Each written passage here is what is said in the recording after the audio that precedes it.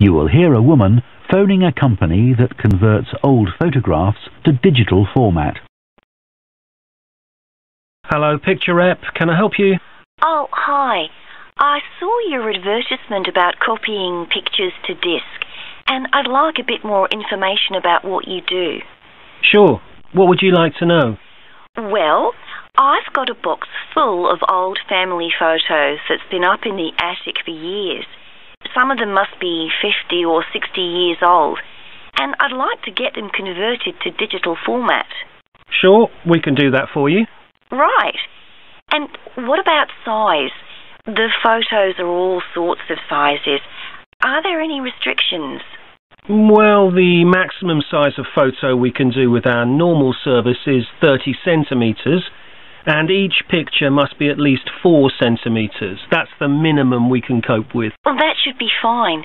And some of them are in a frame. Should I take them out before I send them? Yes, please. We can't copy them otherwise.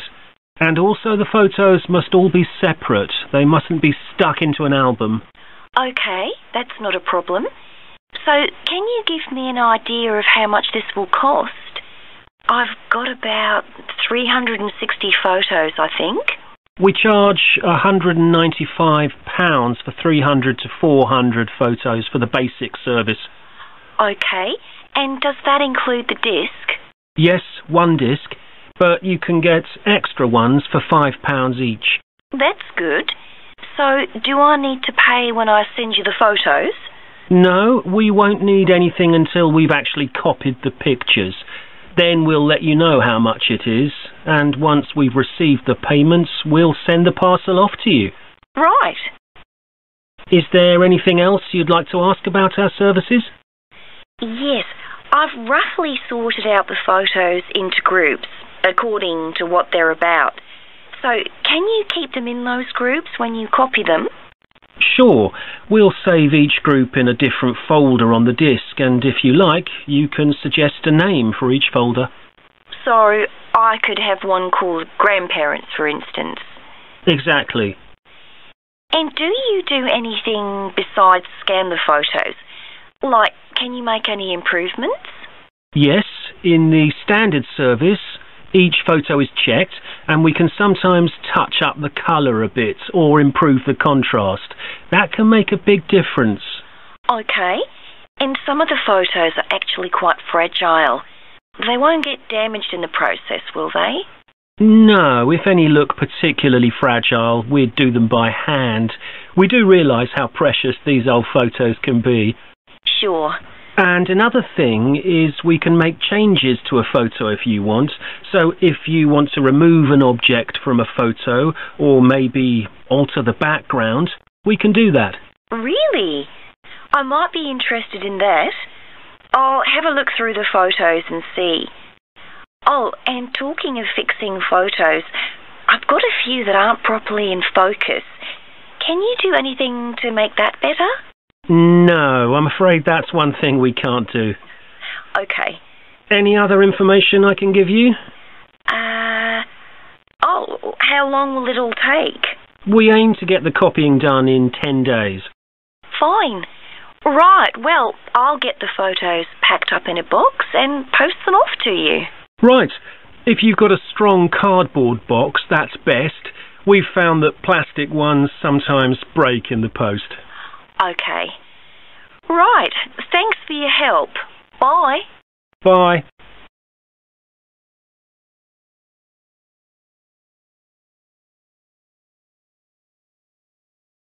Part 2. You will hear a head teacher talking to parents of pupils about changes at the school. Good morning, and thank you for coming here today. I'd like to bring you up to date with changes in the school that will affect your children. As you know, the school buildings date from various times, some from the 1970s, some from the last 5 years, and of course Dartfield House is over a century old. It was commissioned by a businessman, Neville Richards, and intended as his family home, but he died before it was completed. His heir chose to sell it to the local council, who turned it into offices.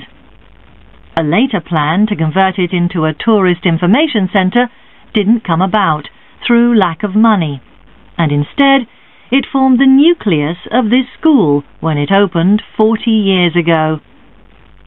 The school has grown as the local population has increased, and I can now give you some news about the lower school site, which is separated from the main site by a road. Planning permission has been granted for development of both sites. The lower school will move to new buildings that will be constructed on the main site. Developers will construct houses on the existing lower school site. Work on the new school buildings should start within the next few months. A more imminent change concerns the catering facilities and the canteen. The canteen is always very busy throughout the lunch period. In fact, it's often full to capacity because a lot of our pupils like the food that's on offer there. But there's only one serving point, so most pupils have to wait a considerable time to be served. This is obviously unsatisfactory, as they may have hardly finished their lunch before afternoon lessons start. So, we've had a new food hall built, and this will come into use next week. It'll have several serving areas, and I'll give you more details about those in a minute. But one thing we ask you to do to help in the smooth running of the food hall is to discuss with your children each morning which type of food they want to eat that day, so they can go straight to the relevant serving point. There won't be any junk food.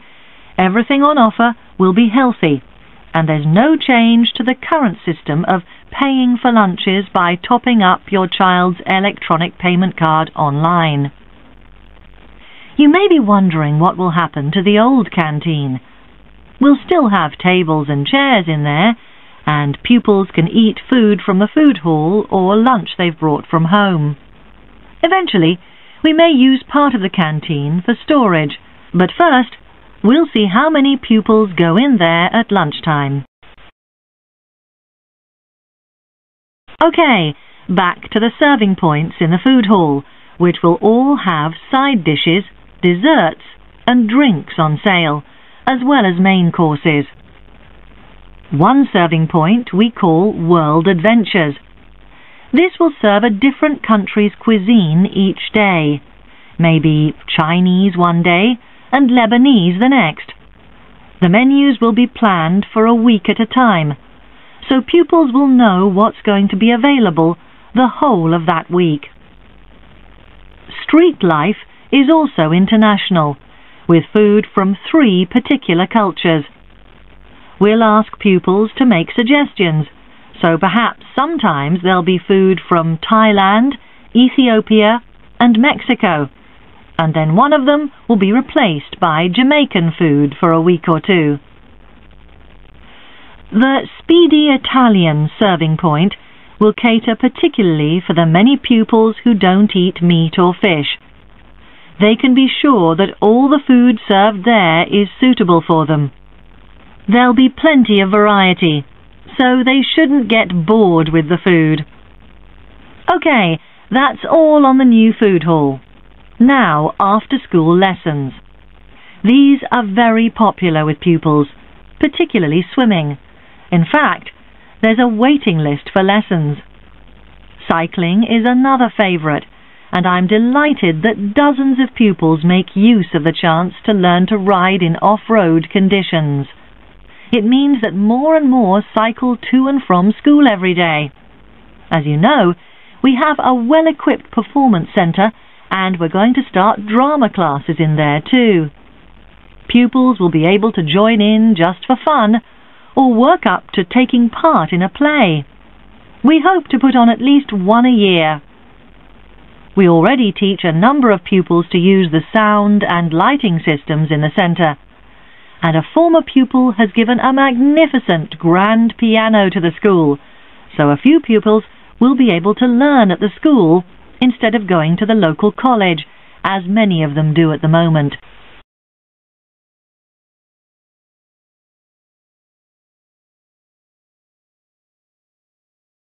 Part 3. You will hear two psychology students called Luke and Susie discussing their assignment on sleep and dreams. So, Luke, for our next psychology assignment, we have to do something on sleep and dreams. Right. I've just read an article suggesting why we tend to forget most of our dreams soon after we wake up. I mean, most of my dreams aren't that interesting anyway. But what it said was that if we remembered everything, we might get mixed up about what actually happened and what we dreamed. So it's a sort of protection. I hadn't heard that idea before. I'd always assumed that it was just that we didn't have room in our memories for all that stuff. Me too. What do you think about the idea that our dreams may predict the future? It's a belief that you get all over the world. Yeah. Lots of people have a story of it happening to them. But the explanation I've read is that for each dream that comes true, we have thousands that don't. But we don't notice those. We don't even remember them. We just remember the ones where something in the real world, like a view or an action, happens to trigger a dream memory. Right. So it's just a coincidence, really. Something else I read about is what they call segmented sleeping. That's a theory that hundreds of years ago, people used to get up in the middle of the night and have a chat or something to eat, then go back to bed. So I tried it myself. Why? Well, it's meant to make you more creative. I don't know why, but I gave it up after a week. It just didn't fit in with my lifestyle. But most preschool children have a short sleep in the day, don't they? There was an experiment some students did here last term to see at what age kids should stop having naps, but they didn't really find an answer. They spent a lot of time working out the most appropriate methodology, but the results didn't seem to show any obvious patterns. Right. Anyway, let's think about our assignment. Last time I had problems with the final stage, where we had to describe and justify how successful we thought we'd been. I struggled a bit with the action plan too. I was okay with the planning, but I got marked down for the self-assessment as well. And I had big problems with the statistical stuff. That's where I really lost marks. Right. So, shall we plan what we have to do for this assignment? Okay. First, we have to decide on our research question. So, how about, is there a relationship between hours of sleep and number of dreams? Okay. Then we need to think about who we'll do the study on. About 12 people? Right. And shall we use other psychology students? Let's use people from a different department. What about history? Yes, they might have interesting dreams. Or literature students. I don't really know any. Okay, forget that idea. Then we have to think about our methodology. So we could use observation, but that doesn't seem appropriate. No. It needs to be self-reporting, I think. And we could ask them to answer questions online. But in this case, paper might be better, as they'll be doing it straight after they wake up. In fact, while they're still half asleep. Right. And we'll have to check the ethical guidelines for this sort of research. Because our experiment involves humans, so there are special regulations. Yes. I had a look at those for another assignment I did. There's a whole section on risk assessment, and another section on making sure they aren't put under any unnecessary stress.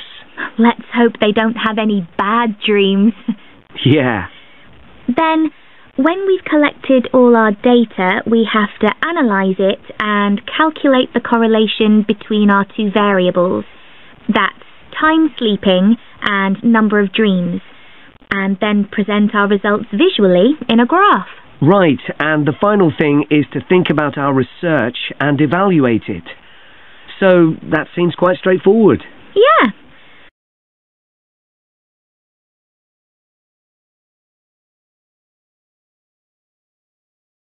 Part 4. You will hear a sports science student giving a presentation on the health benefits of dance. Dancing is something that humans do when they want to have a good time. It's a universal response to music found in all cultures.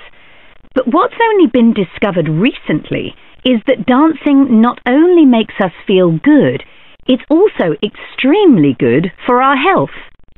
Dancing, like other forms of exercise, releases hormones, such as dopamine, which make us feel relaxed and happy. And it also reduces feelings of stress or anxiety. Dancing is also a sociable activity, which is another reason it makes us feel good. One study compared people's enjoyment of dancing at home in front of a video with dancing in a group in a studio. The people dancing in a group reported feeling happier, whereas those dancing alone did not. In another experiment, university researchers at York and Sheffield took a group of students and sent each of them into a lab where music was played for 5 minutes. Each had to choose from 3 options: to sit and listen quietly to the music, to cycle on an exercise bike while they listened, or to get up and dance. All were given cognitive tasks to perform before and after. The result showed that those who chose to dance showed much more creativity when doing problem-solving tasks. Dr. Lovett at the University of Hertfordshire believes dance could be a very useful way to help people suffering from mental health problems. He thinks dance should be prescribed as therapy to help people overcome issues such as depression.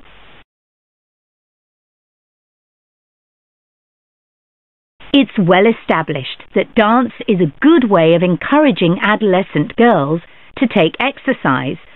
But what about older people? Studies have shown that there are enormous benefits for people in their 60s and beyond. One of the great things about dance is that there are no barriers to participation. Anyone can have a go, even those whose standard of fitness is quite low. Dance can be especially beneficial for older adults who can't run or do more intense workouts, or for those who don't want to. One 2015 study found that even a gentle dance workout helps to promote a healthy heart.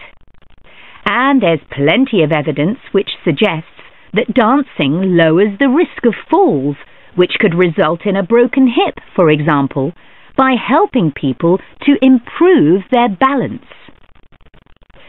There are some less obvious benefits of dance for older people too. One thing I hadn't realized before researching this topic was that dance isn't just a physical challenge. It also requires a lot of concentration, because you need to remember different steps and routines. For older people, this kind of activity is especially important because it forces their brain to process things more quickly and to retain more information. Current research also shows that dance promotes a general sense of well-being in older participants, which can last up to a week after a class. Participants report feeling less tired and having greater motivation to be more active and do daily activities such as gardening or walking to the shops or a park. Ballroom or country dancing, both popular with older people, have to be done in groups. They require collaboration and often involve touching a dance partner, all of which encourages interaction on the dance floor. This helps to develop new relationships and can reduce older people's sense of isolation, which is a huge problem in many countries. I also looked at the benefits of Zumba. 15 million people in 180 countries now regularly take a Zumba class, an aerobic workout based on Latin American dance moves. John Porcari, a professor of exercise and sports science at the University of Wisconsin, analyzed a group of women who were Zumba regulars and found that a class lasting 40 minutes burns about 370 calories. This is similar to moderately intense exercises like step aerobics or kickboxing. A study in the American Journal of Health Behavior showed that when women with obesity did Zumba 3 times a week for 16 weeks, they lost an average of 1.2 kilos and lowered their percentage of body fat by 1%. More importantly, the women enjoyed the class so much that they made it a habit and continued to attend classes at least once a week. Very unusual for an aerobic exercise program. Dance is never going to compete with high-intensity workouts when it comes to physical fitness gains, but its popularity is likely to keep on rising because it's such a fun way to keep fit.